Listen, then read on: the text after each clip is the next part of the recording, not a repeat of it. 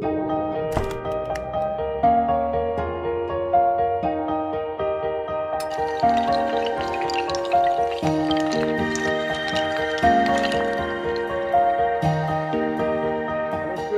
हम लोग स्टार्ट करने जा रहे हैं क्लास 12 का चैप्टर नंबर 3 मैट्रिक्स।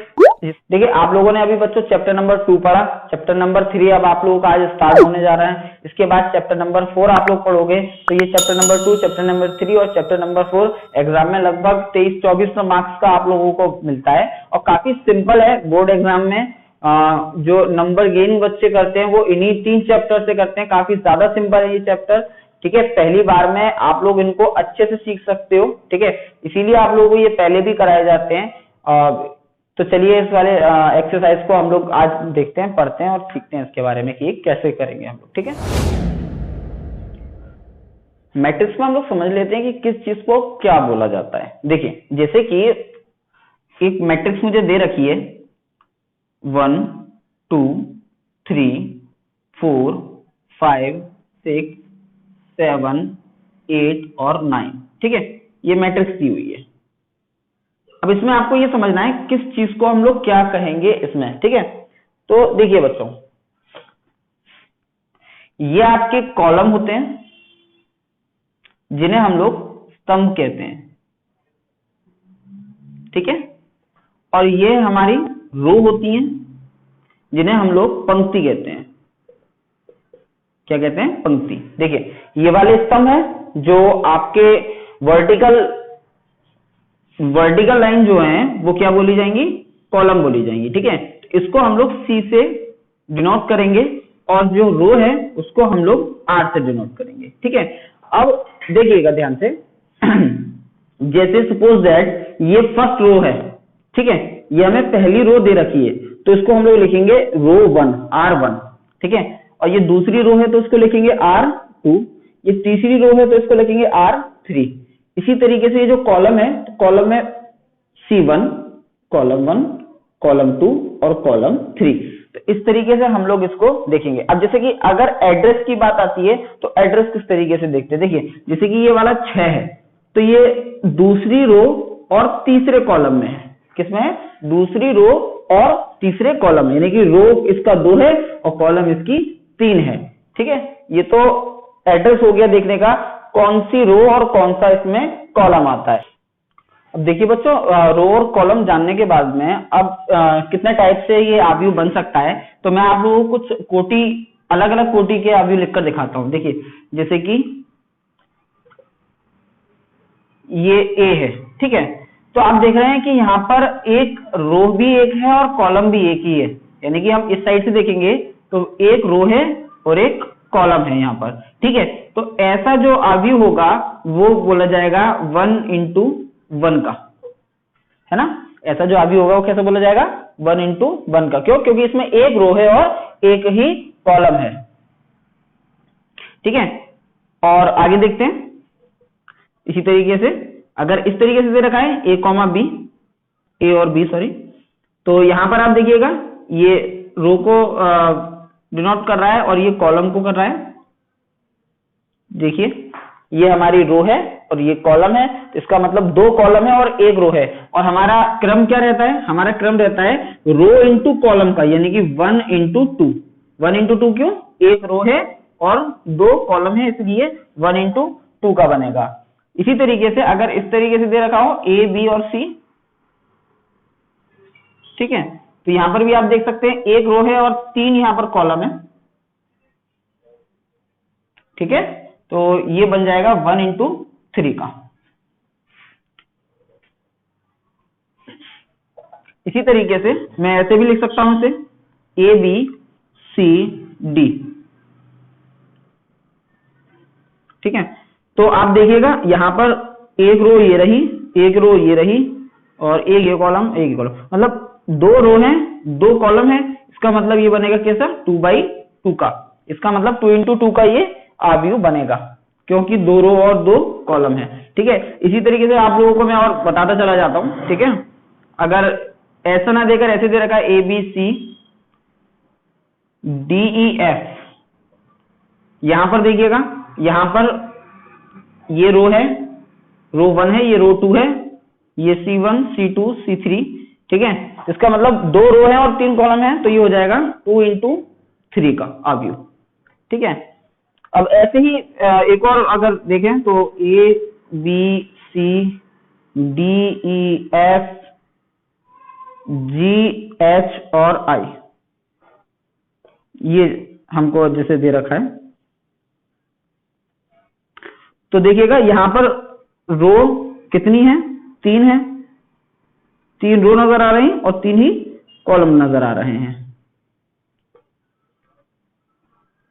3 रो और 3 कॉलम, तो ये हो जाएगा 3 into 3 का। बच्चों एक बात और याद रखिएगा, जब कभी भी आपको इस तरीके से दिखे, जैसे 1 into 1, 2 into 2, 3 into 3, तो ये एक वर्ग आव्यूह होते हैं। कैसे होते हैं? वर्ग आव्यूह, ठीक है।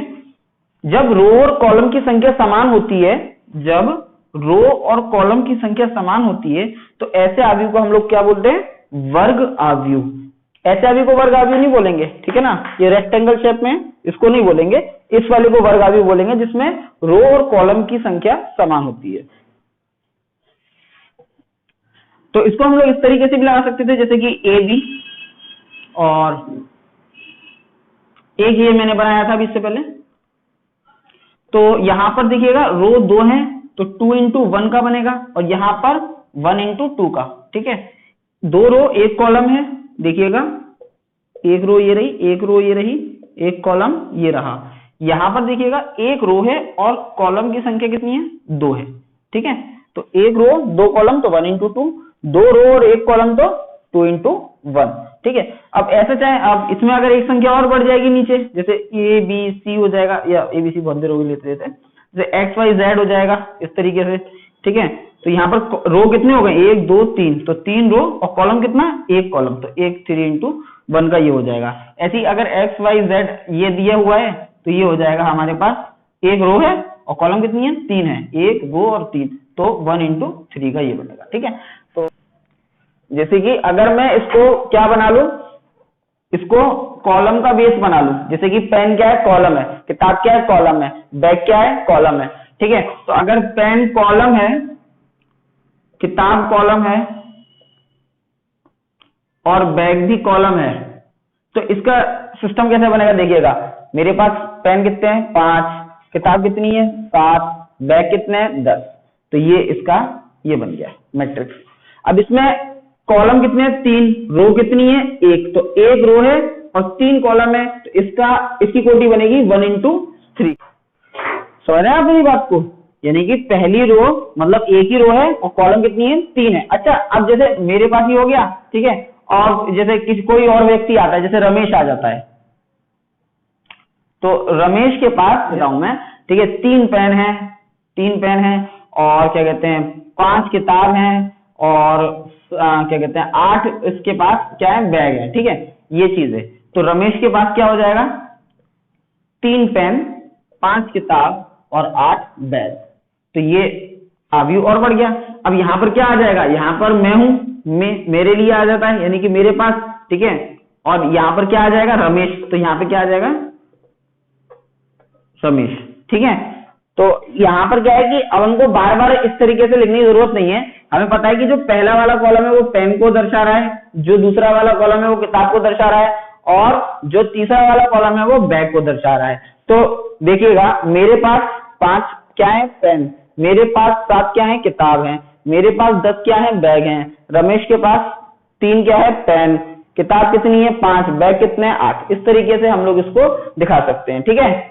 अब जैसे मान लो एक और आ गया, सुरेश आ गया, यहां पर आ जाता है, जैसे इसके साथ सुरेश आ गया, जैसे एक और आ गया, ठीक है। तो सुरेश आ जाएगा, तो क्या मतलब एक और मैं क्वांटिटी दे देता हूं इसको, मैं लिख देता हूं यहाँ पर क्या कहते हैं 11 12 और 13, इस तरीके से लिख देता हूं। तो क्या मतलब हो गया? सुरेश के पास 11 पेन, 12 किताब और बैग कितने हैं? 13 बैग हैं, ठीक है। ये संख्या 0 भी हो सकती है, जैसे मान लो सुरेश के पास किताब नहीं है, कोई सी भी नहीं है, तो 0 भी लिखा जा सकता है। ऐसा नहीं है कि इसमें 0 नहीं लिखा जा सकता, बिल्कुल लिखा जा सकता है, ठीक है। ध्यान रखिएगा इस चीज को। अब देखिए ये क्या हो गया, मैं किसको प्रदर्शित कर रहा हूं? रो को, R1 को, रमेश किसको प्रदर्शित कर रहा है R2 को, सुरेश किसको प्रदर्शित कर रहा है R3 को, पेन कॉलम 1, किताब कॉलम 2 और बैग कॉलम 3। ठीक है, तो इस तरीके से किसी भी क्वांटिटी को हम लोग, बड़ी से बड़ी क्वांटिटी को इस तरीके से लिख सकते हैं, मतलब बिना किसी थ्योरी लिखे इतनी सारी हम लोग इस तरीके से भी इसको लिख सकते हैं। ठीक है, ऐसा नहीं है कि ये पेन को प्रेजेंट करता है, ये किताब को, ये बैग कोई, वो मैंने आप लोगों से सिर्फ एग्जांपल के लिए बताया है। ठीक है, तो आपको फिलहाल तो सिर्फ ये आव्यूह में इतनी चीजें पढ़नी है ना, फिर उसके बाद हम लोग आगे बढ़ेंगे कैसे कैसे क्या होता है। ठीक है, इसको प्रदर्शित करने के लिए हम लोग ऐसे भी करते हैं कि जैसे कि हमको जो पहली रो पहला कॉलम है तो उसको हम लोग लिखते हैं A11, पहली रो दूसरा कॉलम A12, पहली रो तीसरा कॉलम A13, पहली रो दूसरी रो पहला कॉलम, दूसरी रो दूसरा कॉलम, दूसरी रो तीसरा कॉलम। इसी प्रकार तीसरी रो पहला कॉलम, तीसरी रो दूसरा कॉलम और तीसरी रो तीसरा कॉलम। ये मैंने एक लिखा, देखिए ये क्या है R1, ये क्या है R2, ये क्या है R3, ये क्या है C1, ये क्या है C2, ये कितना है C3।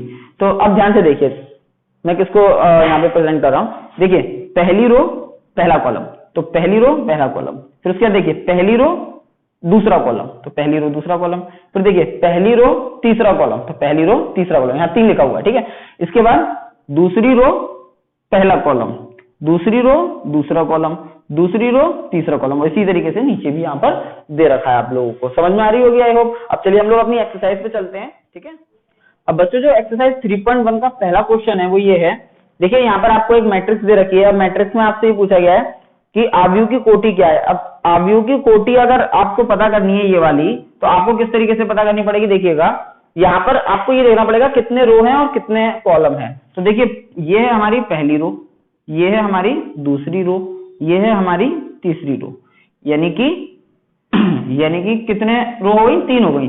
कॉलम कितने हैं, पहला कॉलम, दूसरा कॉलम, तीसरा कॉलम और ये हो गया चौथा कॉलम। ठीक है, यानी कि कॉलम कितने, 4। ठीक है, तो अब हम यहाँ पर क्या लिखेंगे, हम यहाँ लिखेंगे जो पंक्ति है वो कितनी है, 3, स्तंभ कितने, 4। ठीक है, तो कितने दिए गए आव्यूह में पंक्ति 3 और स्तंभ 4 है। ठीक है, इसलिए आव्यूह की कोटि क्या हो जाएगी, 3x4 की, ये हो जाएगी इसकी कोटि। ठीक है, आई होप समझ में आ गया होगा आप लोगों के, पहला वाला जो क्वेश्चन है वो समझ में आ गया होगा जिस तरीके से मैंने अभी आप लोगों को बताया। ठीक है, इस तरीके से ही इस वाले क्वेश्चन में आप लोगों से पूछा गया। ठीक है, अब यहाँ पर आते हैं हम लोग अवयवों की संख्या। अरे अब ये बताइए, जब कोटि 3x4 है तो अवयव कितने हो गए, 3 चौक 12, इसलिए अवयवों की संख्या कितनी आ गई, 12 आ गई। एक आंसर ये हो गया। तो अवयवों की संख्या तो आप लोग डायरेक्टली बता सकते हो। ठीक है, अच्छा इसके बाद में आपसे ये पूछा गया है कि A13 का मतलब ये हो गया कि पहली रो और तीसरा कॉलम, तो पहली रो ये रही और तीसरा कॉलम ये रहा। ठीक है, तो पहली रो तीसरा कॉलम कितना हो गया, 19। तो मैं लिखूंगा यहाँ पर A13 कितना आएगा, 19 आएगा। इसके बाद दूसरी रो पहला कॉलम, तो दूसरी रो ये रही, पहला कॉलम ये रहा, यानी कि A21 कितना आएगा, 35 आएगा। तो A21 = 35। ठीक है, इसके बाद अगला पूछा है आप लोगों से A33, तो A33 कितना है यहाँ पर, A33 में तीसरी रो तीसरा कॉलम ये रहा, तीसरी रो तीसरा कॉलम -5, यानी कि A33 कितना आ जाएगा, -5 आ जाएगा। एक आंसर ये हो गया। इसके बाद A24, तो 24 मतलब 2, यानी कि दूसरी रो, और 4 का मतलब चौथा कॉलम, तो दूसरी रो चौथा कॉलम ये वाला है, यानी कि 12। A24 इसका मतलब ये आ गया 12। ठीक है, ये क्वेश्चन ये 3rd नंबर वाला है, ध्यान रखिएगा। इसके बाद A23 यानी कि दूसरी रो और तीसरा कॉलम, दूसरी रो ये रही, तीसरा कॉलम ये रहा, 5/2 तीसरा कॉलम, तो दूसरी रो तीसरा कॉलम कितना आ जाएगा, 5/2 आ जाएगा। यही आपका आंसर हो जाएगा। तो काफी सिंपल है, ठीक है, ये क्वेश्चंस करना आप लोगों से। तो फर्स्ट क्वेश्चन आप लोगों का हो गया। अगर किसी भी तरीके की कोई दिक्कत आती है इस वाले एक्सरसाइज में तो आप लोग मुझसे कमेंट बॉक्स में कमेंट करके बोल सकते हो, मैं आप लोगों को उसके बारे में फिर और बच्चों क्वेश्चन नंबर नेक्स्ट आपसे पूछा गया है, यदि किसी अवयव में 24 अवयव हैं तो इसकी संभव कोटियां क्या हैं? यदि इसमें 13 अवयव हों तो कोटियां क्या होंगी? ठीक है, ये इसमें पूछा गया। देखिए क्वेश्चन आप लोगों को दिख रहा होगा स्क्रीन पे। यदि किसी अवयव में कितने अवयव बोले? 24 अवयव है। ठीक है, क्वेश्चन नंबर 2। अच्छा एक बात बताइएगा, अवयव में कितने अवयव हैं? 24 अवयव है। ठीक है, तो इसकी कोटियां क्या क्या हो सकती हैं? तो कोटियां क्या क्या हो सकती है? अब देखिए मैं ये भी कह सकता हूं कि उसमें एक रो हो, ठीक है, और 24 उसमें कॉलम हो जाए, तब भी तो 24 अवयव आ जाएंगे। देखिए फिर समझिएगा मेरी बात को, एक रो हो और 24 कॉलम हो, तो इसका मतलब ये बनेगा 1 × 24, है ना? तब 1 × 24 का मतलब 24 ही तो आया, इसका मतलब 24 अवयव लाइन से रख सकते हैं हम, पहली चीज। ठीक, या फिर ऐसा हो कि 2 रो हो और कॉलम कितने हो? 12 कॉलम हो, इसका मतलब 2 × 12, तब भी तो 24 बनेगा। देखिए 2 रो हो जाए, रो का मतलब R1 और R2, मतलब R1 यहां पर और R2 यहां पर, 2 रो हो और 12 अगर कॉलम है तो भी तो 24 अवयव यहां पर आ जाएंगे। ठीक है, यानी कि 2 × 12 इसका मतलब 24। तो एक क्रम बन गया ये वाला, एक क्रम बन गया ये वाला, यानी कि 2 टाइप की कोटियां बन गई। अब 24 अब रो को बढ़ा देते ना, पहली रो हो गई, 2 रो हो गई, अब 3 रो कर देते हैं। तो जब रो 3 करेंगे, ठीक है, तो कितने कॉलम कितने बन सकते हैं? यहाँ पर 8 कॉलम बन सकते हैं। तो 3 रो और 8 कॉलम हो जाएंगे। इसी प्रकार जब 4 रो होंगी तो कॉलम कितने होने चाहिए? तो कॉलम आई थिंक 6 होने चाहिए। ठीक है, 24, हाँ 4 × 3 24, 8 × 24, 2 12 दूनी 24 और 1 × 24, इस तरीके से बन जाएगा। 4 की जगह 5 कॉलम या 5 रो यहाँ पर नहीं हो सकती, क्योंकि 5 की टेबल में 24 नहीं आता। इसके बाद अगर 6 ले लेते हैं तो 6 × फिर ये सिस्टम चेंज हो जाएगा, यानी कि अगर 6 यहाँ आ गया तो 4 यहाँ आना चाहिए। इसको मैं ऐसे लिखता हूँ, 6 यहाँ पर तो 4 यहाँ पर। ठीक है, फिर ऐसा भी हो सकता है कि 8 यहाँ पर आए, मतलब रो 8 हो जाए तो कॉलम कितने रह जाएंगे? 3। अगर रो कितनी हो जाए तो कॉलम कितने रह जाएंगे? 2। और अगर रो 24 हो जाए तो कॉलम कितना रह जाएगा? 1। यानी कि ये वाला ये इसमें बनेंगे। तो हम लोग लिख सकते हैं 24 अवयव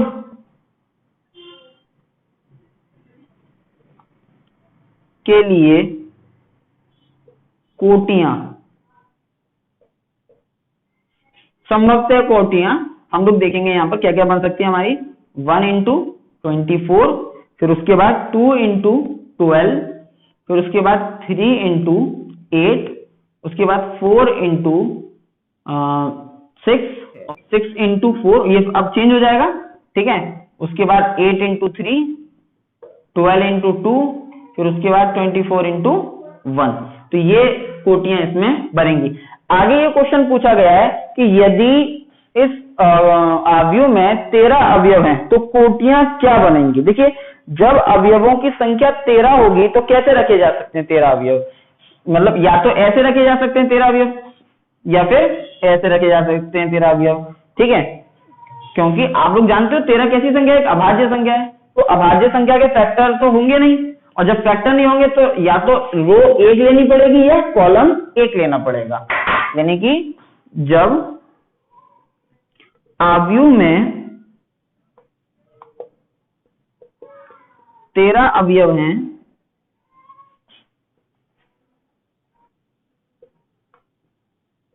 तो कोटि कौन कौन सी? या तो 1 × 13 या फिर 13 × 1, यानी कि एक रो होगी तो कॉलम 13 रखने पड़ेंगे, और अगर 13 रो होंगी तो एक कॉलम देना पड़ेगा। ठीक है, ऐसा देखिए 13 एक अभाज्य संख्या है। ठीक है, अब इस अभाज्य संख्या में अब ऐसा तो नहीं है 2 रो ले लूं तो फिर 13 वो बन जाए, नहीं बनेंगे, है ना? यानी कि 2 का मल्टीप्लाई अभी कैसे कर दूं मैं, जो इसमें 13 आ जाए, नहीं आ सकता ना। तो इसी तरीके से हम लोग इसके सिर्फ दो ही संभव कोटियां ले सकते हैं, कौन कौन सी, 1 इंटू 13 और 13 इंटू 1 वाली। ठीक है बच्चों, इसका क्वेश्चन नंबर 3 आप लोग खुद करोगे, कर सकते हैं, क्वेश्चन नंबर 2 की तरह है। ठीक है, मैं नेक्स्ट क्वेश्चन पर आगे बढ़ता हूँ, क्वेश्चन नंबर 4 पर। तो बच्चों क्वेश्चन नंबर 4 में हम लोगों को एक 2x2 का आव्यूह दे रखा है, यानी कि आव्यूह जो है वो कितना है, 2x2 का। इसका मतलब 2 रो और 2 कॉलम है, जिसमें a बराबर हमको दे रखा है aij। यहाँ पर जो i है वो रो को रिप्रेजेंट कर रही है और जो j है वो कॉलम को प्रेजेंट कर रहा है। की रचना कीजिए जिसके अवयव निम्नलिखित प्रकार से प्रदत्त हैं, जिसमें फर्स्ट क्वेश्चन हमको दे रखा है। तो बच्चों अगर कोई 2x2 की मैट्रिक्स है तो उसमें क्या क्या होना चाहिए, उसमें होना चाहिए a11, a12, a21 और a22, ये चारों अवयव इसमें होने चाहिए। ठीक है, यानी कि 2 रो हैं और 2 ही इसमें कॉलम है, जैसे कि यहाँ पर बताया गया। और यहाँ पर जो i है वो रो को प्रेजेंट कर रहा है और जो j है वो कॉलम को। ठीक है, इसका मतलब हमें चाहिए a11। तो जब हम लोग a11 निकालेंगे तो देखो i की जगह पर भी 1 रखेंगे और j की भी जगह पर 1 रखेंगे। तो जब यहाँ पर हम लोग i की जगह पर 1 रखेंगे तो a11 हम लोग निकाल लेते हैं सबसे पहले, बराबर देख लीजिएगा a11 है ये। ठीक है, मैं बोलता जा रहा हूं आप लोगों को। तो 1 + 1 का होल स्क्वायर अपॉन 2 ये हो जाएगा यहाँ पर 1 + 1 का होल स्क्वायर अपॉन 2। ठीक है, क्योंकि i की जगह पर भी 1 रखा और j की जगह पर भी मैंने 1 रखा। इसके बाद ये एक और एक 2 का स्क्वायर कितना हो जाएगा, 4/2। 2 से कितनी बार काटेंगे इसको, 2 बार काटेंगे। ठीक है, तो a11 कितना आ गया हमारे पास, 2 आ गया, यानी कि a11 की जगह पर हम लोग 2 रख सकते हैं यहाँ पर। अब निकालते हैं a12। 12 का मतलब पहली रो दूसरा कॉलम। तो देखिए i की जगह पर 1 रखेंगे क्योंकि पहले इसमें i लिखा हुआ है इसलिए, और j की जगह पर हम लोग 2 रखेंगे यहाँ पर, है ना। तो ये हो जाएगा 1 + 2 का whole square upon 2 is equal to 2 और 1 3, 3 का स्क्वायर 9, इसका मतलब 9/2। फिर से समझ लीजिए, 2 और 1 3, 3 का स्क्वायर 9 और बटे में 2, नहीं कैंसिल हो रहा मत होने तो 9/2 ही रहने दो। इसके बाद निकालेंगे a21। देखिए जैसे कि यहाँ पर हम लोगों ने दिया हुआ है a21, तो a21 निकालते हैं हम लोग यहाँ पर। इसके बाद a21 में मतलब i की जगह पर 2 और j की जगह पर 1। तो बच्चों i की जगह पर जब मैं 2 रखूंगा और j की जगह पे 1 रखूंगा तो भी मुझे यही चीज मिलेगी, मतलब 2 और 1 3, 3 का स्क्वायर 9 और 9/2। अच्छा, इसके बाद में हम लोग निकालेंगे a22, मतलब i की जगह पर भी 2 और j की जगह पर भी 2 रख देंगे अपॉन 2। इसका मतलब ये हो जाएगा 4 और 4 का स्क्वायर हो जाता है 16, तो 16/2। तो 16/2 करेंगे तो कितना बचेगा हमारे पास, इसको काटेंगे कितनी बार कटेगा, 8 बार कटेगा। ठीक है, तो ये आ जाएगा हमारे पास 2, 9/2, 9/2 और 8। तो इसकी 2x2 की मैट्रिक्स क्या बनी हमारे पास, देखिए 2x2 की मैट्रिक्स बनी हमारे पास, a11 की जगह पर हमने रखा 2, a12 की जगह पर रखा हमने 9/2, a21 की जगह पर रखा हमने 9/2 और a22 की जगह पर रखा हमने 8। तो ये हो जाएगा आंसर इसका। ठीक है,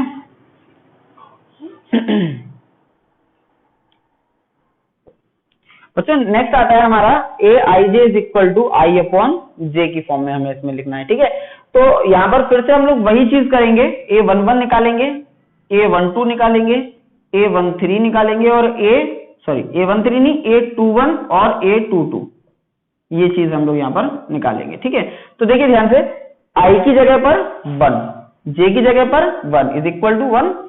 ठीक है, फिर देखिएगा i की जगह पर 1, j की जगह पर 2, इसका मतलब 1/2 का 1/2 ही रहा। ठीक है, इसके बाद 2 i की जगह पर, तो 2/1, इसका मतलब 2, यानी कि 1 का डिवाइड 2 में दूंगा 2 आएगा। तो इसके बाद i की जगह पर 2, j की जगह पर भी 2, 2 से 2 एक बार कटा, यानी कितना आ जाएगा, 1 आ जाएगा। तो इसका मैट्रिक्स क्या बन गया, इसका मैट्रिक्स बन गया 1, 1/2, 2 और 1। देखिए ये आंसर हो जाएगा आपका। ठीक है बच्चों, क्वेश्चन नंबर 4 का थर्ड आता है aij = i + 2j का होल स्क्वायर अपॉन 2। ठीक है, मैं इसको हटा देता हूँ, ये लास्ट क्वेश्चन का रह गया यहाँ पे। अच्छा, इसके बाद देखिए i की जगह पर 1 और j की जगह पर 1। ठीक है, तो आप समझ जाइएगा, तो 1 ये हो गया, प्लस देखिए j की जगह पर 1 रखेंगे और 2 का मल्टीप्लाई हो रहा है तो इसका मतलब 2 ही रहेगा, और इसका होल स्क्वायर और अपॉन में 2। तो वही 2 और 1 3 और 3 का स्क्वायर कितना हो जाएगा 9 हो जाएगा। तो 9/2 में इसको लिख दूंगा। आई होप कोई दिक्कत नहीं हो रही होगी इसमें आप लोगों को, काफी सिंपल क्वेश्चन है अब ये, है ना। तो अब बस आपको ये याद रखना है आई की जगह पे कितना रखना है और जे की जगह पे कितना रखना है, ठीक है। तो आई की जगह पे फिर से 1 रखना है और जे की जगह पे इस बार 2 रखना है। तो 2 पहले से ही है, तो 2 का गुणा 2 में करूंगा तो ये हो जाएगा कितना 4। तो 4 और इसका होल स्क्वायर और अपॉन में 2 हो जाएगा। इसके बाद देखिए 4 और 1 5, 5 का स्क्वायर हो जाएगा 25। तो इसका मतलब मैं इसको लिख दूंगा 25/2, ठीक है। इसके बाद अब देखिए आई की जगह पर कितना आ जाएगा 2 आ जाएगा। तो मैं यहाँ लिखूंगा 2 प्लस जे की जगह पर 1 रहेगा। तो 2 एकम 2, इसका होल स्क्वायर अपॉन 2। तो 2 और 2 कितना हो गया 4, 4 का स्क्वायर 16 हो जाएगा, ठीक है। 16/2, इसका मतलब कितना आंसर आ जाएगा 8 आ जाएगा इसका आंसर। 2 से कितनी बार कटा ये 8 बार कट गया। इसके बाद A22, इसका मतलब 2 प्लस देखो 2 दूनी हुई 4 हो जाएगा, इसका होल स्क्वायर अपॉन में 2 इज इक्वल्स टू, देखिए 4 और 2 6, 6 का स्क्वायर कितना हो जाएगा 36। 36/2 का मतलब 2 से कितनी बार कटेगा 18 बार ये कट जाएगा। इसका मतलब इसकी मैट्रिक्स क्या आ जाएगी आव्यू बनेगा इसका 9/2, 25/2, फिर 8 और फिर 18, ठीक है। ये हो गया। सजाने का काम आपका, सजा लीजिएगा इनको, किस तरीके से सजाओगे अच्छे से लिखना, ठीक है। मैं बस आपको ये सिखा रहा हूँ किस तरीके से ये क्वेश्चंस किया जाते हैं, ठीक है। आप लोगों को आज की क्लास समझ में आई होगी। तो आज के लिए इतना ही रखते हैं, आगे क्वेश्चंस हम लोग इसकी नेक्स्ट वीडियो में पढ़ेंगे। तब तक के लिए जय हिंद।